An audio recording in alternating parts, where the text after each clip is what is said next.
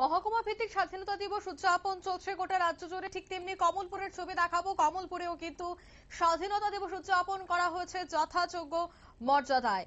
এদিন কমলপুর বয়েজ দ্বাদশ শ্রেণী বিদ্যালয় মাঠে জাতীয় পতাকা উত্তোলন করেন বিধায়ক মনোজ কান্তি দেব। এছাড়া উপস্থিত ছিলেন কমলপুর মহকুমা শাসক গিরিয়েন মলসম, এসডিপিও সৌরভ সেন, নগর পঞ্চায়েতের চেয়ারম্যান প্রশান্ত সিনহা সহ অন্যান্যরা।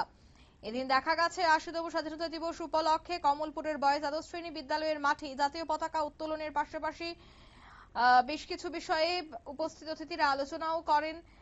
কি বলছেন এ বিষয়ে প্রাক্তন মন্ত্রী তথা বর্তমান বিধায়ক মনোজ কান্তি দেব, শোনাবো।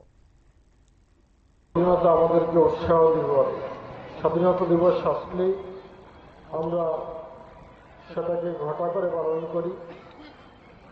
আজকে থেকে ৪ বছর আগে স্বাধীনতার ৭৫ বছর পূর্তি উপলক্ষে ভারতবর্ষের প্রধানমন্ত্রী নরেন্দ্র মোদীজি হর ঘর তিরঙ্গা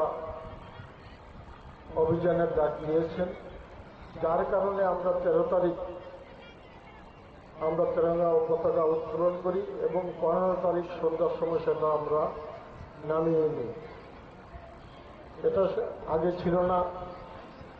স্বাধীনতার ৭৫ বছর পূর্তি উপলক্ষে সেটা শুরু হয়েছে এবং ভবিষ্যতে সেটা চলবে।